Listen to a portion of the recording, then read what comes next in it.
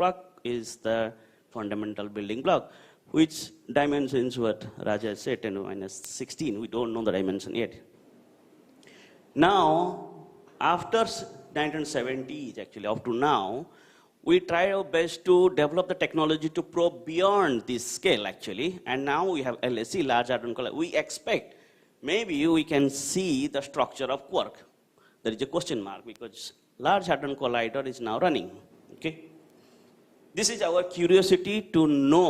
There is nothing else, actually. We are human beings. We are always curious to know. And this is one of the curiosity which driven us to know. And on the journey, we have developed a lot of technologies. Let me give you one picture which will clear some of the thing that this is Big Bang. Don't worry about because so far we know the basis of our universe was Big Bang. Let's take, this could be the T0. Don't ask me what was before T0, okay?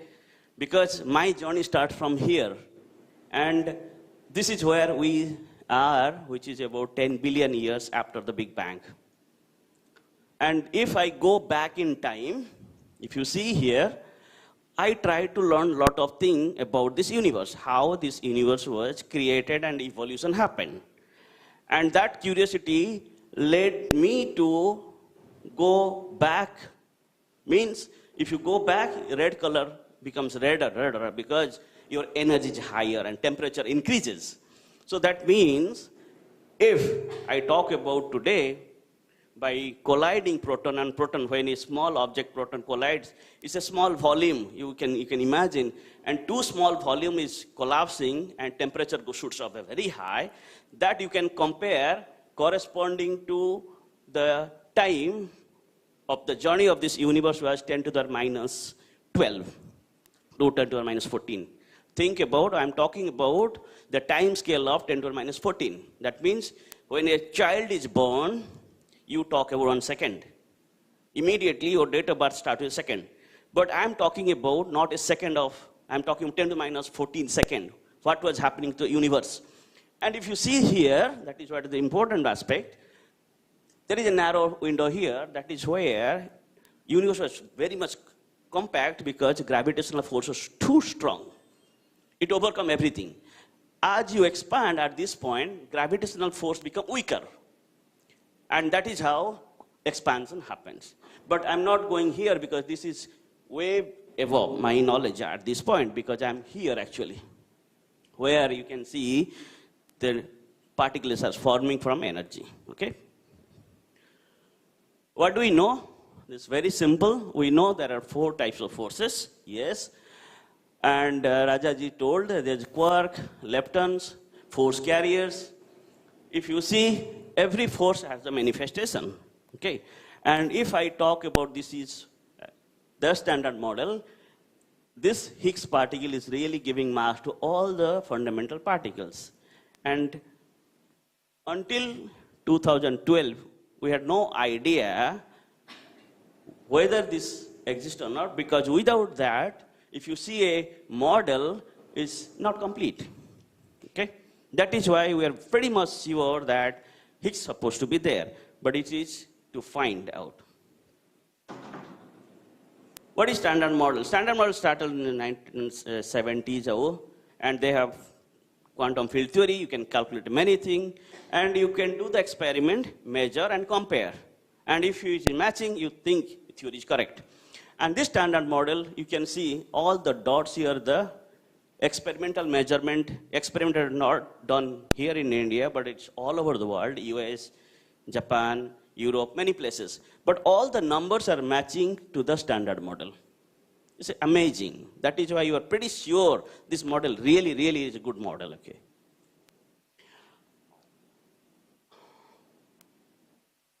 You cannot see anything now.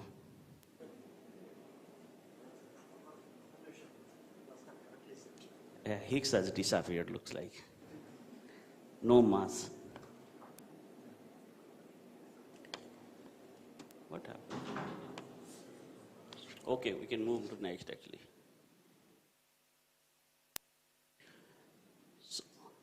Okay, so standard model, okay? Let's see what do we know actually. We started our journey to the knowledge, and if you talk about Newton, Newton realized from his experimental observation that weight is proportional to mass. Okay. Before that, everybody knew there is a weight, all these things, but people are never curious to know. After Newton, Einstein related energy to mass. Neither explained the origin of mass. You see, nobody also questioned Einstein at that time. Wait. Where did the mass come from? And now, once you get the knowledge, you realize, hey, I should know where the mass come from actually. It is not Einstein should answer, but next generation should answer. So, Peter Higgs gave an explanation that how mass could have been made in the journey of this evolution. And if it is true, you should be able to test the theory. That's very challenging. A theorist can give you a model or calculation, but you have to prove it whether it's right or wrong.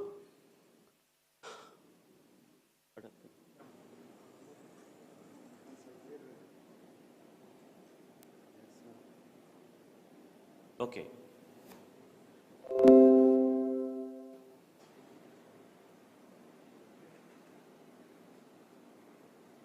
Okay, leave it. Maybe you cannot see anything. Why is that? You go to the full scale, no? Okay. It's not connecting, is it?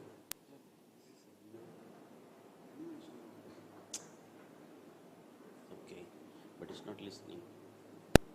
No, you don't do here actually. This should connect actually. It was paired actually. This was paired. So, yes, now it's okay, please. Okay. It's okay. I will just control here. Huh? So what is Higgs mechanism? Why it is so important actually? When you start standard model, it was not difficult to explain the mass. Okay. Later, if you realize the electromagnetic and weak nuclear force, two force, unification started. They make it one, and that is where they realize that some problem happened. If you remember what Rajaji said, you have a mediator particle, which is photon is massless, gluon is massless, graviton is massless, but W and G are massive. And that is where you realize something is funny thing happening here. Why a mediator particle has to be mass? So its concept of mass comes to your picture and you want to explain. And that is the best time for all the theorists to think about, I really need to know how this mass is produced. And that is where Peter Higgs gave the explanation that yes, I can explain you within your framework how mass has come. But you have to find Higgs. Okay? If you take Peter Higgs' explanation, it was nice, all the experimental measurements is fitting, but there is no Higgs. Okay? So everything you can think of at the top quark was discovered, mass is exactly matching. Then everything is consistent with standard model with Higgs. But Higgs field requires a mass manifestation. We don't know. And experimentalist has to find if it is true. What is the Higgs mechanism? I will give you some cartoon, okay? Don't take it seriously, okay? Or I will skip the cartoon. Let's say, what is Higgs mechanism? Let's say you have a room like this, all the physicists are sitting, and everybody are not quiet. I think you are communicating to your next person, you are not communicating to me, because I will know you are disturbed, but you are really communicating to the next person. Okay? That means everybody is interacting with each other, but it looks like room is very quiet. Okay? Now, to understand this, let's say this is fine because you are talking to next neighbor. You are not disturbing the whole hall actually. Okay? And that is what, let's say, some field is there. Okay? Some interaction is happening. Now, this gentleman is very different person. Okay, looks like he just got Nobel Prize, maybe. something happened, and he comes and tells you. Without telling, he enters because he's one of the physicists, but he got Nobel Prize. What will happen? What is your reaction? You are also a physicist. What will happen? Nothing will happen. You will talk to your neighbor or next person. No. You will leave your chair and you try to handshake or congratulate him. Yes? If he belongs to your field, actually. Now, when he enters the room, he was free to move. But somebody is watching on top of the corridor what is happening, and he doesn't understand. And finally, he finds that this person is not moving. It's not because a lot of people are crowded and he could not move, as if he's acquiring mass. Once you get the mass, you don't move, nah? So, if you think this was a Higgs field, and a particle, which is massless particles, moves into the field. And once it interacts with the field, and that clumps happen, and it gets mass, it gets the mass. Okay? So, this increases means once people are trying to handshake and talk to him, he could not move, and in the other way you can say that it acquires mass. Once you are heavy, you don't move, no? Yes? So I just interpret that way. But it's okay, but particle got the mass. But sir, how do Higgs get the mass? You need to know that the Higgs mass. Higgs is also massive particle. Let's do same thing actually. You're still quietly interacting, and somebody is not coming there. It gives you a message. Today, or tomorrow, there is a match, India and Pakistan, and let's say today is happening, and result comes, India won the match, let's say. What will happen? You don't have cell phone here. You don't have any way to verify this is correct or not. That means this message is a rumor, because you have no way to verify. But you have heard about, what is your reaction? Immediately, if you are a cricket-friendly person, you try to move your chair, go to a person who is interested in cricket, because you want to talk to them. Then you will have some disturbance in the room, and similar clumps will start, because those like-minded people will be staggering. Before it was a uniform, rumor comes, makes a clump, and that clump is not external, it's a Higgs mass. It was a field, it becomes a mass. So this is a Higgs mass. This is layman way, so I don't have to. You take my word or not, I don't know. This is what I thought. Easier way to tell you without physics. Okay? Only physics you know. If you have mass, you don't move. That's very easy. Right? Or not? If in a college, if you move, if the person is thin, he moves fast. That's okay. Even you don't have to do anything. But why so important actually? Because Higgs, even if we know Higgs actually, it just tells us about the 5% of this universe. You should go beyond Higgs, because 95% of our universe are dark energy and dark matter. Even if we say we know so many things, our knowledge to explain only 5% of this universe. If you look at the bunch of books, actually, we are just reading only one book. So books are not finished. For you, there are so many books, actually. Think about how to open these books, okay? Rather than asking, how did you read this book? Okay? Let's see, how do we find Higgs, actually? Whenever you do something, you do a planning, actually. When you build a house, you do also planning. You have money also, where the money comes, whether you make a loan, everything comes actually. It's exactly same. Now our mission is to find Higgs. So what do we need? We need an accelerator which will be able to give a environment which could be the situation where Higgs can be seen actually. Okay? Second is we need the detector. If Higgs is produced, we should be able to detect it. So we need detector. And we also need theory which will guide us that how to search for Higgs. So theory is very, very, very, very important. So these three things is needed.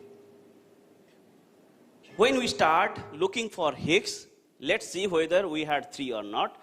When we started LSC, we had a very fantastic theory by Peter Higgs, which explains everything, but there is no Higgs.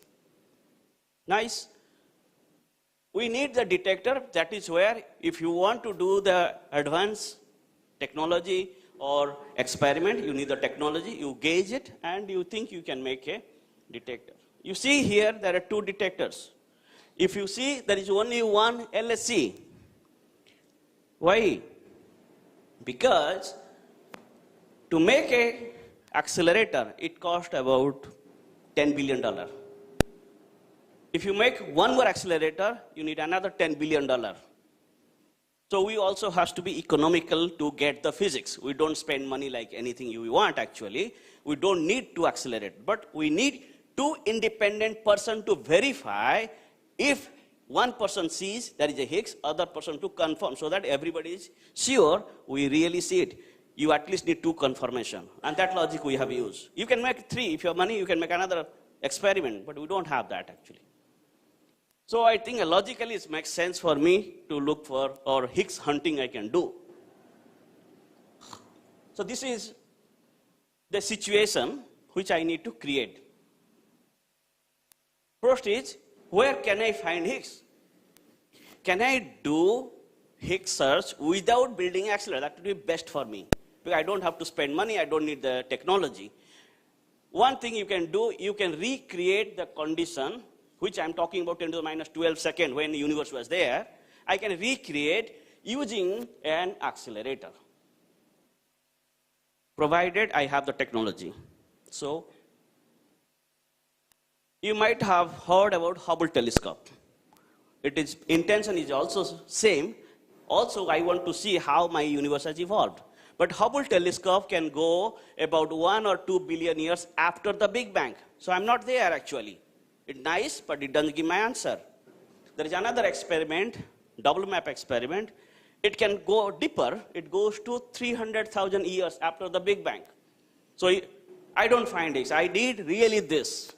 That is why I was pretty sure I can convince all the government people, look, I have no means, I need an accelerator. It is better to spend $10 million. Okay? Now, that's not true, actually. You can ask why people have not started looking for Higgs in 70s when Peter Higgs was young. Yes or no? Don't you think? Why Peter Higgs has to be old to see Higgs discovery? If you see, the cost is too high, and this is the experiment, the theorists, which they're still here, they were there young as Peter Higgs, they themselves have written something, you see, that we apologize to experimentalists for having no idea what is the mass of Higgs. You look at it. Standard model can tell you all the particles' mass. It's beautiful, but it never tells you what is the mass of Higgs. You see? That is the caveat. Now, if I'm an experimentalist, if a theory doesn't tell me what is the mass, I can go from Chennai to Switzerland to sun, moon, everywhere I have to go, because I don't know where to find Higgs, actually. The mass can be anything. So, means I need a theorist support, I said. So, for this reason, since they don't tell us what is the mass, for this reason, we do not want to encourage big experimental search for Higgs boson. See, even if we want to do also, you will get your theorist colleague, look, it's too expensive.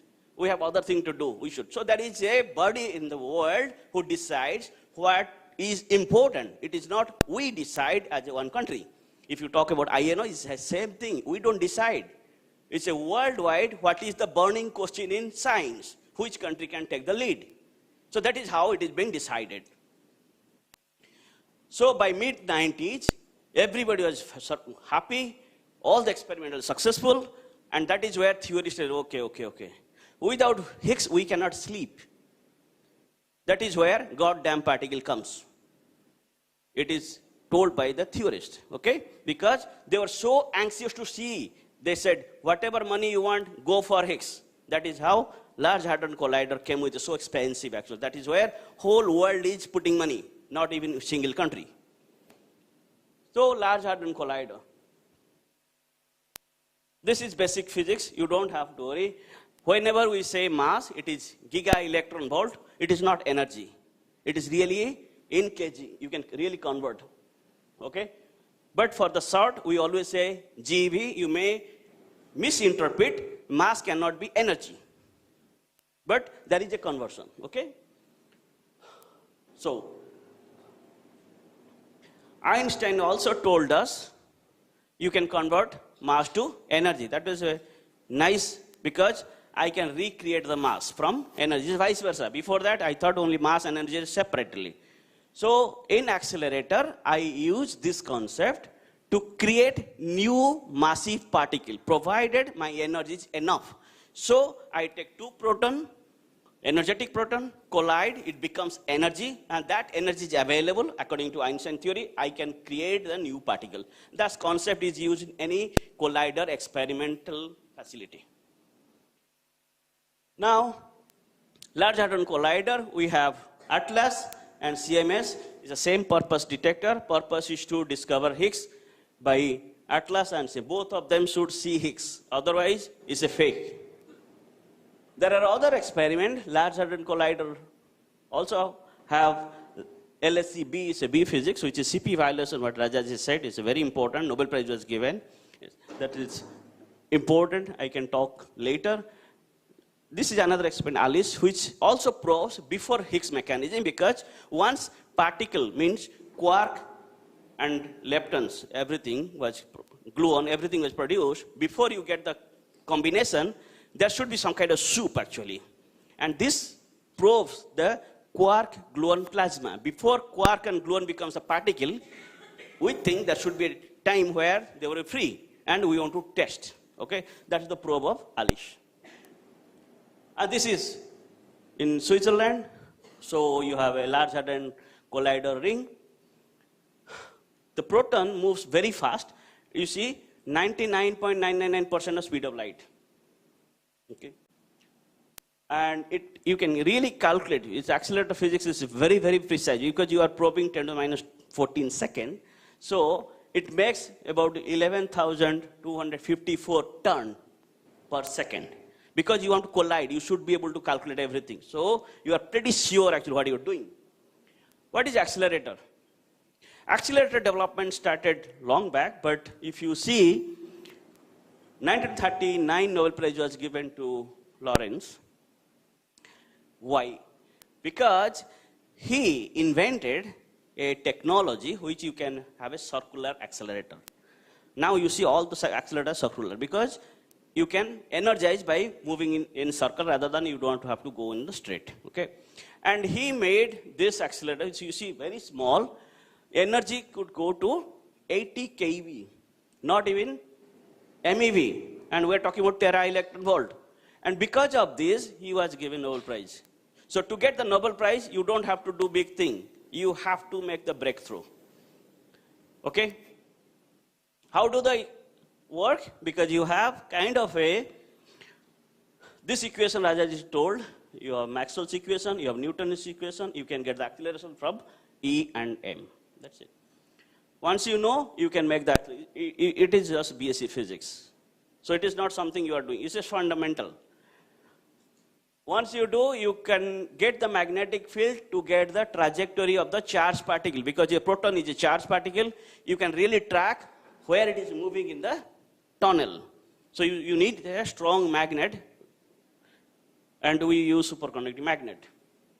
This is the magnet actually. You see, this is a tunnel of Large Hadron Collider, and these magnets are coming here, and these magnets only can be built by Formula in US. You can think about. It's not in Switzerland or Japan is making. Technology is not everywhere. All the people make their own technology, put together, make it success. What is the energy? Now energy of proton, which you can accelerate and get the energy, it 80 million times what Lorentz did, still Large Hadron Collider accelerator don't get Nobel Prize because they use same knowledge what Lorentz have done. You just expanded. Think about how to get Nobel Prize, okay? Don't expand and expect that because my volume is big and you give me Nobel. Nothing happened that way. So, you have 30,000 tons of 8.4 Tesla dipole magnet. And this magnet is superconducting magnet. It's cooled down to 1.9 Kelvin using liquid helium. And you can think actually now, this enormous amount of liquid helium is in Switzerland. And this is the coldest place on the earth. Okay? And energy of the beam, megajoule if you can convert, but in Switzerland everybody takes chocolate and they convert to 15 kilo of Swiss chocolate. It's a pure chocolate. Because if you are hungry, you can take chocolate, still you can skip your lunch, you are energized. Because what you need is energy. Okay, that's good. We know the accelerator is good. There is something is there. Let's move to the experimental challenge. What is the challenge? For an experimentalist like me, this formula is everything. And if you want to know also, you will understand everything here. What is there is called luminosity, means how much data you are collecting. That depends on many things. What? You need to know number of revolution that you calculated. You know the velocity of proton, you know the perimeter of your accelerator, you can tell how many revolution it makes. That's the maximum. N bunch. That means when we collide proton, it's not a single proton. It is very difficult to catch single proton. So what we make actually is a bunch of proton. So when it moves, it's a bunch actually. Okay. And you can make maximum 2,808 bunch because you have to make a space between the bunch. Otherwise, this bunch will collide. That is the maximum.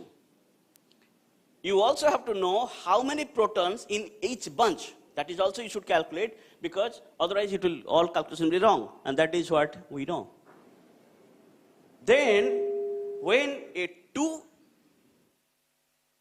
bunch is crossing, that is where the collision happen. That means there is a cross-sectional area. And that area has to be as small as possible to have the probability have more collision. That's true. And this is where the beam area. So it is not single proton is moving, it's a bunch is moving. If you look at the formula, everything is in the numerator, means anything increases, your luminosity will increase. Okay? But this, when you decrease, luminosity increase because area is decreasing, probability is increasing of the collision. And the rate of physics process, anything happen, that depends on your integrated luminosity, which your data is. You have to multiply because all the data is recorded through your experimental apparatus, which we call detector. And detector has efficiency. When you make a detector, that efficiency could be maximum what? 100%. I cannot make 105%. But sometimes people do say, I work 110%. People do believe it, but I don't believe. Okay? So that can go to up to 100%. If I am a very good experimentalist, I can make my detector, that will hit. This is designed by experimentalists, everything done. You have another called sigma, which is called probability of this physics process to be produced in the event. That is given by nature. Nobody controls that. But we have good friend who is the theorist who can calculate for us. It's nice. Then we are pretty clear. And then that will give us the handle to start looking for our data. Okay.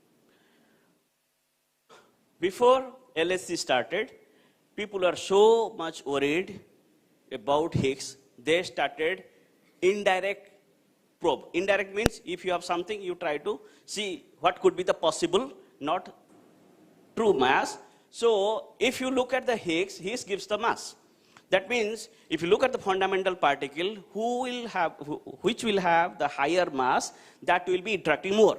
That's true. In that case, you have top quark, which is 175 GeV. So, it's the highest fundamental particle. You have a W, which is second highest. So they have the strong connection with Higgs. So you should be able to indirectly probe what could be the mass. That is what people are trying to do, all the theorists. Because they don't know directly.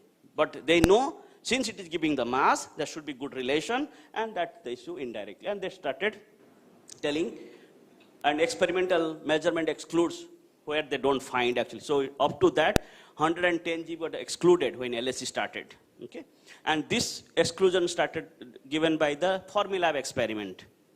That means Higgs mass is possible here and beyond here. Okay? So now you look at the two experiment, just for your information. Very amazing experiment. You see, this detector weight is 7,000 ton, but CMS is 12,000. Massive detector made by all the physicists. Height is given, length is given. This is one of the collaboration. You see, all the colorful countries are in Atlas. Other people are India in CMS. So the world is really divided. Either you join Atlas or CMS. You cannot join both. Some of the countries join both, but then same people cannot join both. So they have to divide. You see what we do. We have so many people. We have also our social background. That means we also look at how many people are coming to this field, or how many boys and girls, or everything you see, age profile, less than 25, that's many people, all these things. And you can see female also, only 18%. We encourage female candidate to come to this field because there is a big disparity. Okay? And that is why government also encourages. So this just to say that this detector is heavier than Eiffel Tower. You know, Eiffel Tower is made of only irons actually. This is size comparison. Now you go here. This, if you understand, then you know the particle, how we detect. Let's say this is your detector, okay? And the center, you have proton-proton collision happens. And some particle is created, and they decay, and then something is happening there. And you see some particles are coming. If you see first is the beam pipe, center. Then you have a tracking chamber. You see this one. In the tracking chamber, which is a magnetic field is there, all the charged particle you can detect and it will bend. You can measure all this information. You see here, it's bending, bending, bending. But then you have to have magnetic coil. You have a coil so that you are magnetic field. Then you have an electromagnetic calorimeter. It's here, red color. And that will detect photon, which is neutral particle. It interacts electromagnetically or electron. If you see photon here, there is no information in the tracker because it's a neutral. It doesn't tell anything in the detector. Then you got a hadron calorimeter. All the hadron, proton is a hadron. So that will come to this detector and stop there, and it will release all the energy. You will calculate the energy. Finally, you get the muon, which is minimum ionizing particle. It will go to the last detector. Any particle is reaching there, you can tell this is muon. Okay? That is how we do. This is one of the detector when I was involved. I just want to give you a flavor because you came here to know also whether you are fit or your next generation fit to do this kind of physics or what kind of work we do. I have a coat here. If you go to Switzerland, I will not have a coat. I'll be sitting on the floor. I am one of the worker. If you take a picture, send it to my house, they will be not happy actually. Say, really, it looks like a garage boy working there, but I'm a physicist, okay? So you should not have that kind of thing. You have a coat and go there also, no. So I will give you some kind of glimpse, what kind of challenges you will have actually. One of the case I will give. This is called innermost detector, which is pixel detector. And you can, this is very small and it has 80 million channel. Total detector has 88 million. Only this detector, which is 1 meter of long, has 80 million channel. You can think of so complex detector and you have to control that in real time. Okay? So we built that one actually. It's not a problem. We have technology, we are working, we built. But once you build the detector, do you think you can go to installation? No. You want to make sure before you install, this detector is really working. So for that, we as a team, when I was working, we insist our team leader that we will be testing, then we'll install. Team leader says, if you test, if it breaks, I don't have any backup. That means whole experiment will delay. Whole experiment. Even Atlas has a problem. CMS cannot run because CMS find Higgs is no Higgs. So we are working 3,000 physicists in CMS, 3,000 physicists in Atlas, everybody in synchronization way. So anybody's fault will affect everything. So we insisted because this technology has never been tested. This pixel detector. It's a massive detector because 80 million channel. We never did this, but we built it because we can make it. So the community, like we had 30 to 40 physicists, we said without test, we're not going to install. So project leader, that's your problem. If you don't have backup, you figure out. He gave us that we have barrel, 2 end cap. He gave us only 1 end cap, giving that nothing will break. So that same detector can go to the installation. That has to be promised by the community. It's a communities. We said, okay. So finally, this you see small disk. It's a 3-layer. It's a small disk. That is one of the detector which is now in Atlas. We connected. Everything is done. What will happen? When we turn on the power, it doesn't turn on. Think about. Done. Do you want to tell other people that you make a detector? It's not, you cannot turn on the detector? Now what do you do? Immediately, everybody sit together, find out why it is not. According to design, we made it exactly same. But we don't have time to react also because the detector has to go for installation. We are given only 3 months. Whatever you do, leave the detector for installation. That plan is already made. So we sit down, we realize this detector is supposed to run at minus 20 degrees because it's a radiation environment. If you have a lower temperature, radiation damage is less. So by design, this is running at minus 20 degrees centigrade. It's cooled down to minus 20 degrees. You have electronics also, which is coming because you think about it's very simple. If you have something, you have electrical signal has to come. And that electronics board, everything has to run at minus 20 degrees. What we realize that something is not working, there is no way to test. Engineers are there, I was there, we work, then we said something is funny is going on. You see copper tube is there, cooling is going. If you see there is a screwdriver, everything is. So now, what we realize actually, let's fold the detector with some kind of a blanket. And we did it. And after some time, we realized that detector is turned on. Nobody told us this thing. So now it is your presence of mind, find out, analyze the situation, get the solution. When it turned on, we realized that the detector can run at minus 20, but the optical receiver or converter, which is designed to run at minus 20, it doesn't run. So you have to heat it up. Because we have used a blanket kind of thing, when electronics is turned on, it generates heat. Now, it's like winter, if you need to, no heating, you can use your blanket and your own heating to heat up you. So that is what we have done and it's successful. Now what do? Immediately you change your structure and say that you need a heating system.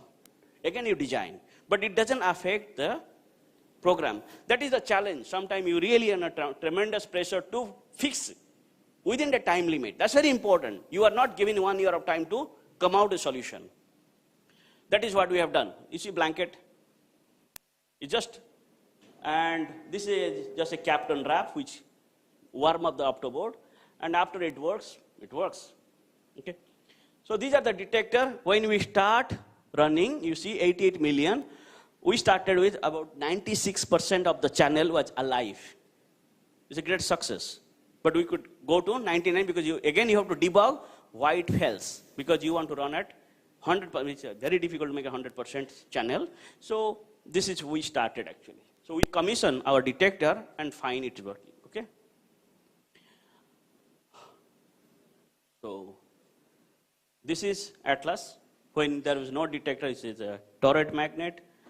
You see Peter Higgs, he was so excited to see that the detector will start running. Before we close, he came to visit that this is the detector which will find Higgs and he will get Nobel Prize. So he was excited. He was our previous spokesperson. And just to make this joke, actually, I was there. I was in Switzerland. I was working, right? So we have a cafeteria, and evening time somebody told me, Atlas find Higgs. I said, how? He showed me Atlas detector captures Higgs. But I just told him, we have two experiments. You have to show me CMS also captures Higgs. Unfortunately, he could not visit because CMS is far from the Geneva. So he didn't go, so it's a fake, okay? So good. You do some kind of a joke also, because if you are working, you should enjoy your life. Otherwise, it's not work actually. This is me, and this is the beam pipe. This is the center. My detector is here, and I'm standing there, but I go there. How I go? I have a helmet, because a lot of irons are there. I have a special boot, so that I don't hurt my leg. I have to crawl to reach there. Not many people are allowed to go there. Okay? Because I also want to say bye-bye to my detector, because I cannot touch anymore because it is already radiation zone. Even it's open, I don't want to go because there's radiation there. So I need more protection to go there. So, good. Now what you do? Everything is ready. I will have to handle the data. And now data is what you really like, is a computing, right? So, just to give you a glimpse, if 1 second of LSC data is 1 second, I record everything, it will be 1000 gigabytes. Think about. So, in 10 years, if I record all the data, that will be equivalent to all words spoken by humankind since it appears on Earth. It's a huge data I have to handle. I don't have resource. That is where you push the technology. And we have to find a solution. And we found a solution. It's called grid computing came actually. In the market, grid is not there. Cloud computing is coming. That also came from there. Okay? So, this experiment also pushes the technology which will coming to you. You don't know why this technology came. You use very nicely, no? You are happy. This technology is given. Who gave you that? I don't care. I pay money, I buy it. Now, this is the computing resource all over the world. The student sitting in my office, my lab, he sends a job which he doesn't know where it will run. It can go to Netherlands. Because all the computing is connected, and wherever there is a resource, this will go there, finish the job, and it will be transferred to my lab. Okay? This is integrated. Okay? That is how we are doing. Globalization. Experimental result. This part, we find is, you know that. Let's see. This is where we really started, you see. 2010, we started. So, 2012, we got the data. 2011, we got something. Okay? Now, it is not so easy. You think about, you build a detector, accelerator, everything should work as you plan to discover Higgs. Any mistake can miss your Higgs. Now we have a lot of data. I don't care. How do we discover? That is what I want to ask you, because we also need to explain to the world, yes, we discover. Nobody will take my word, because 40 years people are looking for Higgs, they don't find, and one day you come and people will take your word. No way. Otherwise, you will get genius people every day. Right? Put your video in YouTube, you become genius because you just have to speak no. You don't have to be verified. So that is where your knowledge in statistics helps, because statistics is true to how to interpret your data. And I have to explain to whole world, this is how I discover. If I'm wrong, you prove me wrong. Then only it was accepted. This is true everywhere. First thing is, you need to show that you have the signal, which you say, it is inconsistent with the background. You have to prove it.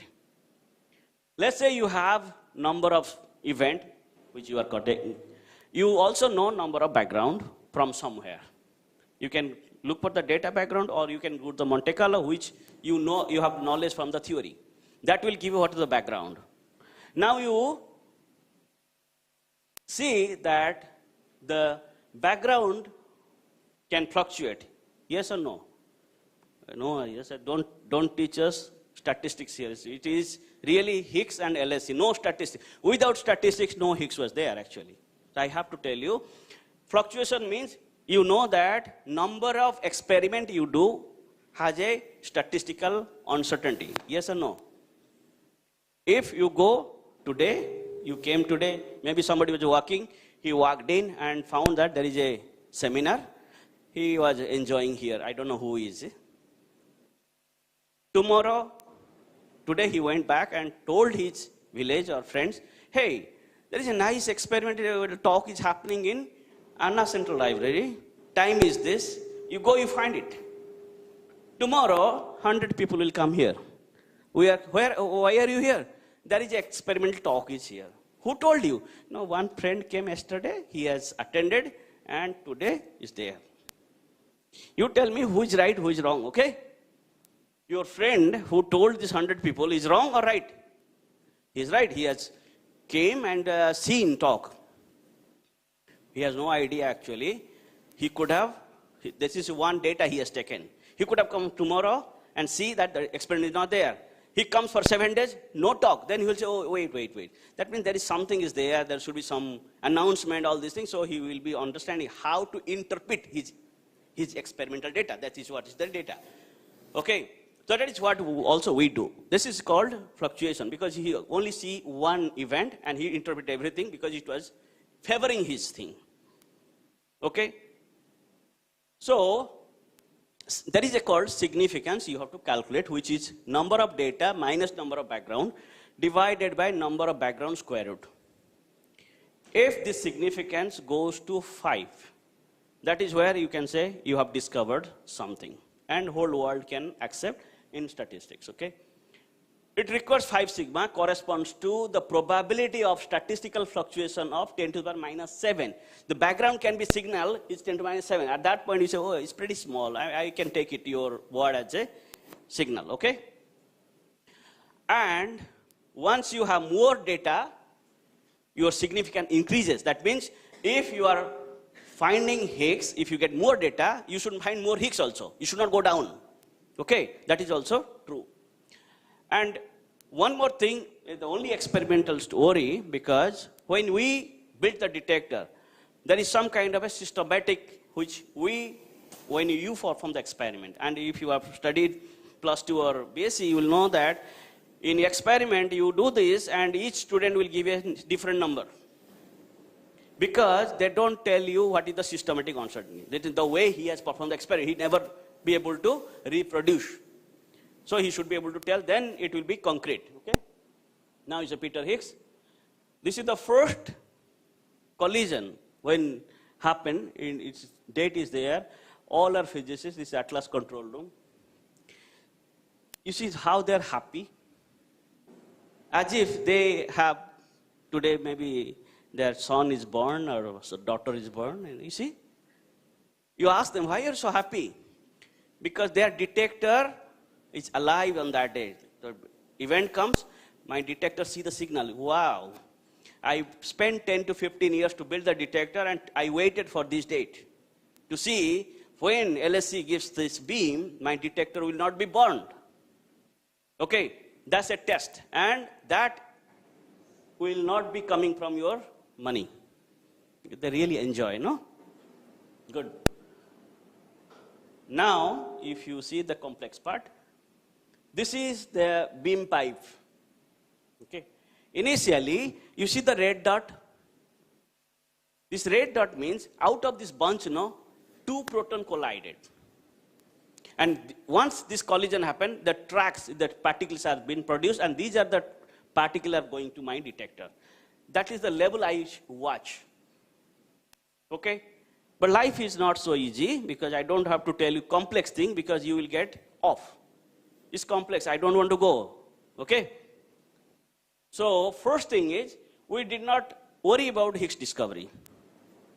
We are worried about to convince the world that whatever you have seen last 40 years, your standard model, I can show you that also with my detector. That means I need a credibility. So first thing what we have done actually, looking at the particles which were discovered in the 70s. And then people say, oh, really? So you see really things. So it looks like your detector is performing up to the standard. You can do the measurement and compare to the standard model prediction, matching. So you are being scrutinized heavily, because people are thinking to give you a big hand after your discovery. So it's really challenging. What do? Now you see I have marked it out which day. This first W was produced in our detector, I remember that. Why? Because that day we celebrated. This date, first G was seen in my detector. We celebrated. Why? Because standard model tells us that if you have this much of data, you should see first one W. If you don't see, something wrong with your detector. So this basically tells me how my detector should behave. As if you have a kid, I don't know how it happens now. If you go to US, the day you have a baby, your chart is being given to you. You go to the doctor will check, by this date, your baby should be smiling. Is it smiling? Yes. Your baby should be able to curious to put her hand. If not, something wrong. You have to check the brain. So you have been scrutinized heavily, because in the US, human resource is very, very, very important. Each person is very important. So here, the detector is kind of a baby for us. And we want to care for that. That is the attachment. Otherwise, you don't have the attachment. So we rediscover standard model without Higgs. So now everybody in the world thinks, really, really, you are ready? Tell us unknown thing, we'll believe you. This is what we have measured. It's a tremendous measurement. Everything is consistent with standard model. Okay? First thing is, now if you have Higgs, let's go to a little bit physics, but you don't have to worry about physics. If you have a Higgs can decay to 2 photon. Photon, Rajaji told electromagnetic interaction, there is a photon. It can decay to 2 photon. It can decay to 2 G boson, and that will decay to 2 lepton. We are targeting these two, because Higgs can go to many things actually. I'll show you, okay, just to show. Only 0.2% will go to 2 photon, only 0.2%. And if you go to 4 lepton, it's less than even 0.1%. There are other interesting things where Higgs really goes actually, but we are not worried about that time. Why, I will tell you. This is your Higgs decaying to 2 photon. But this one, if you see here, this is also 2 photons coming from quark. And there's a huge number of will be coming this process. This is called background. Your signal is this, background is this. Your background is huge. But beautiful thing about the nature is unbiased. You take 2 photons, get the invariant mass, just you see the background will fall very nicely, because there is no partiality, no bias. You can really model it. If it is signal, it will pop up like this. So you don't worry about anything, because it's nature. Nature is very impartial. Okay? That is what we learn when you do the particle physics, because you really talk to the nature. Okay? They don't see whether you are South Indian or North Indian. It's even not an American or Indian. They behave same. Okay? So this is what we do.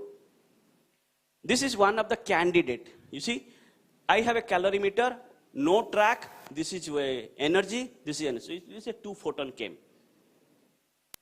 Why? Because I had showed you 5 detector, but this decay mode, I only rely on one detector. I don't have to worry about anything. You see, it's easier to explain to a person also, layman. Okay, so you know also, photon doesn't have mass. Yes or no? Why? All the particles have mass. Photon doesn't directly interact with Higgs. You see, this is coming through W and T. Higgs is here, so it's coupling through mediator. It's not direct coupling. Anyway, 2011, we got some data because whole world was on their toe, watching heavily to what is happening. If you see at that time, you go to Geneva, all the journalists will be walking and asking you. Anything you say something, it will be leaking out. You will be monitored by journalists. So life is not so easy. Whatever you say, it will be next time in news. And because a person working in Geneva, he told. Okay? So if I tell you, we were trained by a journalist from BBC.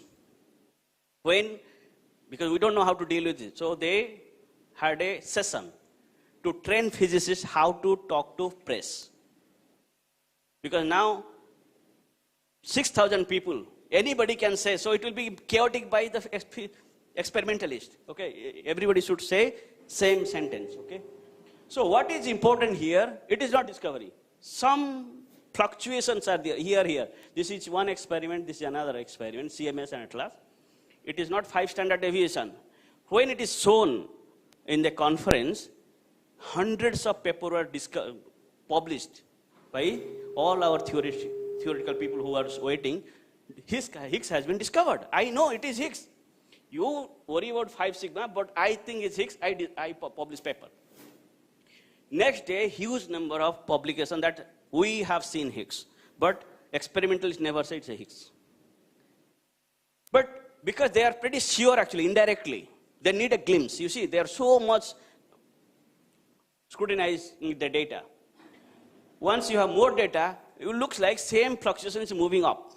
It's nice. So we were waiting for 5 standard deviation, and you see nice blob here. So everybody, CMS, Atlas, both talk to each other. Did you see? Because there is a CERN Director General, because we don't talk to our friendly enemy. Because friendly enemy, not enemy. So we have a director of CERN who talks to CMS spokesperson and Atlas. Hey, CMS has seen something. Atlas, did you see this thing or not? Because if they go to public, you are in trouble. And credibility of CERN goes down. So it is very, very, very, very calculated move. Okay? You see here? So both Atlas and CMS has seen peak around 126 GeV. That is where people believe, yes, you have seen the Higgs. Immediately, celebration, and this is another decay mode. You don't know, it's the same 4 lepton channel, but what you see, this is also seen. Same mass. You see, this is a 4 lepton, exactly same mass is. So Higgs is decaying to this. So you are sure, really it is Higgs. Okay? So together, it's a 4 lepton. You see 1, 2, 3, 4 lepton. This event you can really see in your, which event is your Higgs, probable Higgs candidate actually. And this is 4 electron, because your track and energy deposition. Because electron is electromagnetic interaction, no. So it will be a charged particle as well as the shower will be given. This is what you have to show, that your fluctuation now you see more than 6 standard deviation. You need 5 to discover. At this point, everybody have to accept. And that is being done. Probability of statistic fluctuation, less than in 1 billion. This plot was part of the paper. Not only the plot. That statistically we can, anybody in the world can sit down and calculate. Yes, it's true, it's true, it's true. So everything is given to the world to scrutinize whether we are right or wrong. So CMS also sees fluctuation. So both the mass is almost within the error. You see, both of the experiment is giving error. So it should match within the error. Now once you see, Both are consistent. Then you see the Nobel Prize and celebration. This is Peter Higgs. This is Fabiola, who was spokesperson of Atlas. Now she is the Director General of CERN. So everybody celebrate, and next few years is just a celebration because it took 40 years, lot of effort. But immediately people are not happy. Why? Whenever you are happy, equal amount of unhappy will come. That is what the nature. Every action has equal opposite reaction, right? So don't be so happy. Because you know unhappy will come same strength. If you can control your happiness, you are really controlling your unhappiness, okay? That is what Newton told us. So I don't know whether true or false. Okay, so that's all.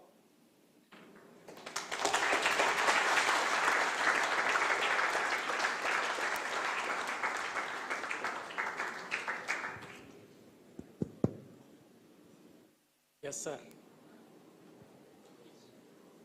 Just a minute. I think first, Professor Behera பிரமாதமான talk கொடுத்துருக்கார். Excellent talk. Okay, scientist are simultaneously எமோஷ்னலாக இருக்காங்க, ரேஷ்னலாகவும் இருக்கிறாங்க. இதை ரொம்ப பிரமாதமாக இன்றைக்கு 1 ஹவரில் ரொம்ப தெளிவாக எடுத்து காமிச்சிருக்கார்.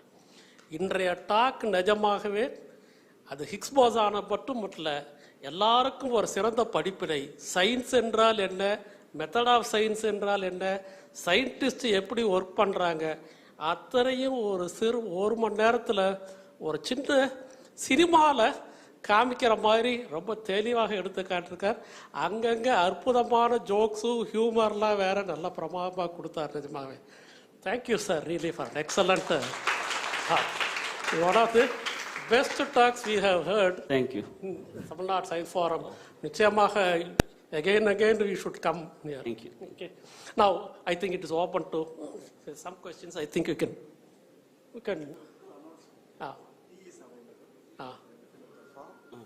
feedback form want to become Tamil Nadu Science Forum membership.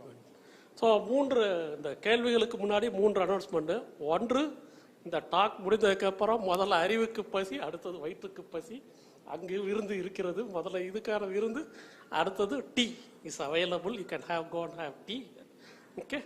ரெண்டாவது, அந்த ஃபீட்பேக் ஃபார்ம் கட்டாயமாக எல்லோரும் அதை ஃபில்அப் பண்ணி தர வேண்டும். அது ஏன்னால் எங்களுக்கு மிகவும் உபயோகமானது. மீண்டும் மீண்டும் இப்பொழுது என்ன தவறு செய்தோம், இந்த தவறை நிவர்த்தி செய்து அடுத்த முறை எப்படி சிறப்பாக செயல்பட வேண்டும் என்பதற்காக எங்களுக்கு ஒரு ஊக்கம் தருகின்ற செயல். அதை தொட்டு கட்டாயமாக ஃபீட்பேக் ஃபார்ம் ஃபில்அப் பண்ணி கொடுங்க. மூன்றாவது, தமிழ்நாடு அறிவியல் இயக்கத்தில் நீங்கள் சேருங்கள். நாங்கள் தொடர்ந்து உங்களுக்கு இது போல சேவை செய்து கொண்டிருக்கிறோம். நீங்கள் தொடர்ந்து சேருங்கள் சொல்கிறோம். Now let me just it's open questions. Now நிறைய பேர் இருக்காங்க. ஸோ நீங்கள் ஏற்கனவே கேட்டதை தொட்டு அவங்களுக்கு கொடுக்குறாங்க. நிச்சயமாக உங்களுக்கும் வாய்ப்பு உண்டு. Yes, yes. Good evening, sir. I am Sundari from St. John's. So they say that Higgs field can be is the reason why Higgs boson particles acquire mass, and they also say there's a particular theory that the Higgs field is the reason why fundamental particles like electrons also acquire mass. Yes. So how does it happen? Yes. So I showed you in cartoon actually, because what Rajaji said, if you want to understand this in physics wise, because I told you I'm an experimentalist, I don't tell something and cannot be proven. You see, when Higgs was discovered, I showed no, it is really 6 standard deviations. What I said, I told you. Now, if you want to know how this acquires mass, there is an interaction actually. Okay, you can write down the Lagrangian, you can really calculate it. Nothing wrong actually. Once you know the mass of Higgs, you know about the Higgs field actually. Because the Higgs field why Higgs is because you don't see the field actually. Field is manifested through the particle, and that particle is quantization of that field actually. So indirectly, by seeing the Higgs, we believe Higgs field is there, but we have not seen directly Higgs field. Higgs particle is seen, and Higgs particle manifests that it should be a Higgs field. Okay, And calculation can be done. It is done in standard model, all the mass is there. So anybody can calculate, it's also available because all the theoretical paper is published, it's open. And you can really download and see they have calculated. You can talk to the person who has published the paper, you can send a mail, he or she will be able to tell because it's open. Okay? You want? Okay, sir. Good evening, sir. I have a question, but it's not necessarily a question. It's like more of your thoughts. Towards the last few minutes, we talked about statistical data for new particle. So my thoughts are, I have this question. Like, first is, how many years would you think it would take to develop this particle, like similar to Higgs, fields, particle discovery? And do you think we'd have experiments for this particle? Okay, so this is, okay, I think general question. If you see the way I have discussed, we never went for Higgs because if you 1950, when you see the Einstein, he never thought about mass actually. So now, at that time, if a physicist wants to develop something, there is no requirement. You see, so it is driven by, not by one person, driven by the whole community as a whole. They see what is the next burning question and that has to be addressed. If it requires another new particle like a dark matter candidate which is coming, so we are trying to see if visible matter is known. I mean, there is so many unknown questions, but we should go to unknown territory, which I said, dark matter, dark energy. We don't know what is the candidate, so we are moving to that actually. We don't know how to find yours. So that is how. How long it will take depends you, not to me, because another 10 years I will be retiring. So all the books for you. Try to grab at least one book. Yes. Yes. See, I have a very fundamental question Yes. about the fundamental forces. You and Professor Raja talked about 4 forces. Yes. The weak and strong nuclear forces. Just to correct it, we just told you we didn't discover anything. It was given by all the other physicists. I We just told understand. you. I understand. So Okay, my question it is is written in the book also. I can explain and derive this thing. Okay. fair enough. Fair enough. My question is this: fundamentally, what as common men we observe is Yes. once you get out of this earth, look at any direction, we find the universe is uniformly expanding. Yes. That is the most fundamental activity of the universe from the Big Bang till now, Yes. probably for another few more billion years. Why is it that none of these 4 forces are able to explain the most fundamental activity of the universe? It's a very good question actually. I can ask you just a simple thing actually. If you go to a village and see a farmer, his son is not a doctor. Okay, but there is a same village, there is a person who is a lecturer, his son is a doctor. That's a very fundamental question also. A fundamental question is, he is a father, farmer is a father, why he did not take a decision to make his son doctor? If you can explain that, you should be able to understand, and it's exactly same. Your question, as I showed you in the first slide, if you see, I showed our journey to the depth. If you tell why we could not measure the dimension of proton in 1910, you are asking wrong time because you need that. Same way, if you talk to Rajaji also, why neutrino is so important? People think neutrino is the most elusive particle and it can penetrate. The way you have developed the electromagnetic theory, and now you are using cell phone was never thought about when electricity was discovered. So, neutrino, if you understand, you may be able to develop something, like there was one question. If you develop the technology, if you Higgs field is 0. So what I'm saying actually, why we cannot answer, it's supposed to be not me. I'm like one of you. I'm busy in a Higgs experiment. Do you want me to go to there? So that is why we are here to encourage more young brain to come and your question can be taken. That is the purpose of this open forum. It's not purpose I should answer everything because I might be limited because it's my field actually. It's okay? Yeah. We can leave by 7 I can go. 7 o'clock. Sir, for me, sir, it's basically theoretical question, sir, where you are saying that beam of particles are coming and colliding. So after the collision has occurred, all the particles have come and you have detected all the particles.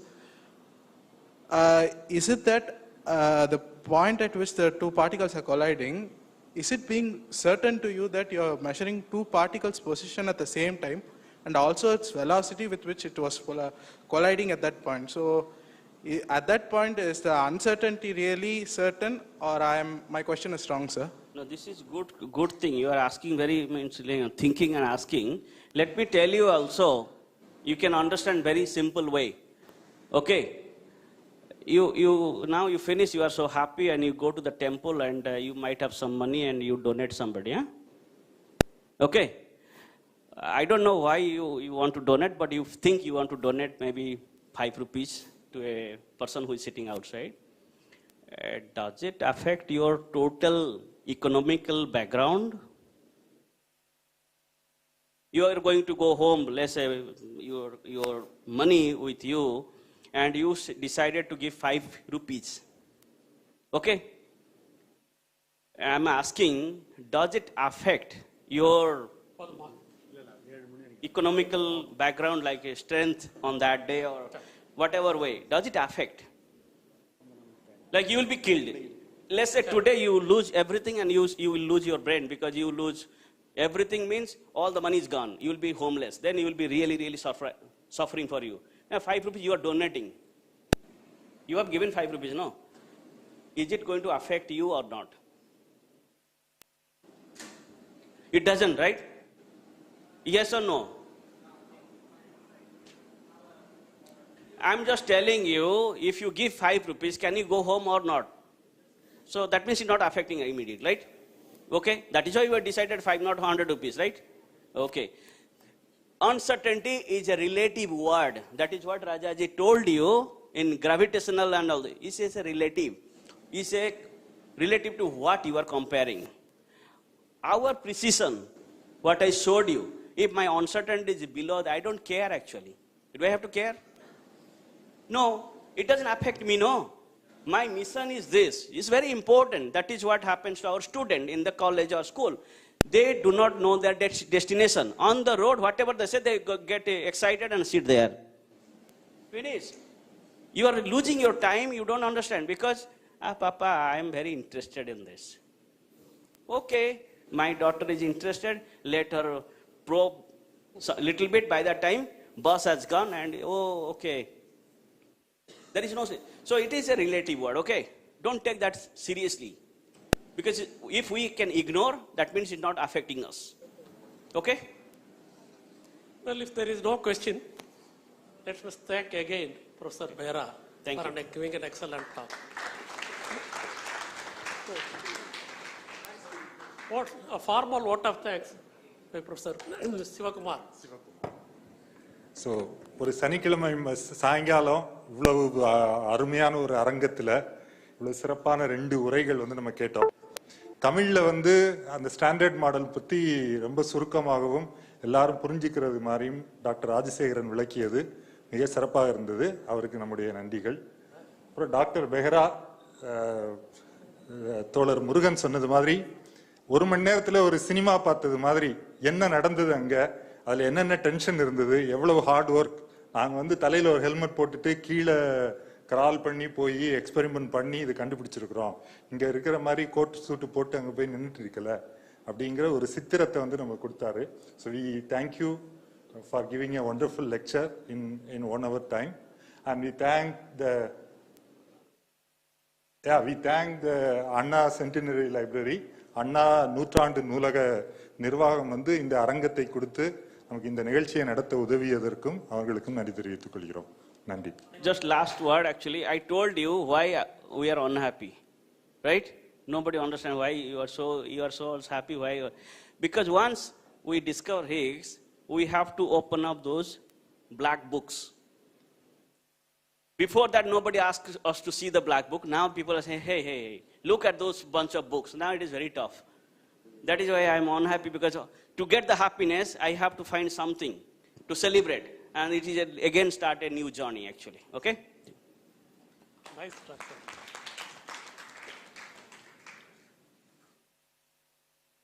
Tea is available, feedback form and membership கட்டாயமாக எல்லாரும் sir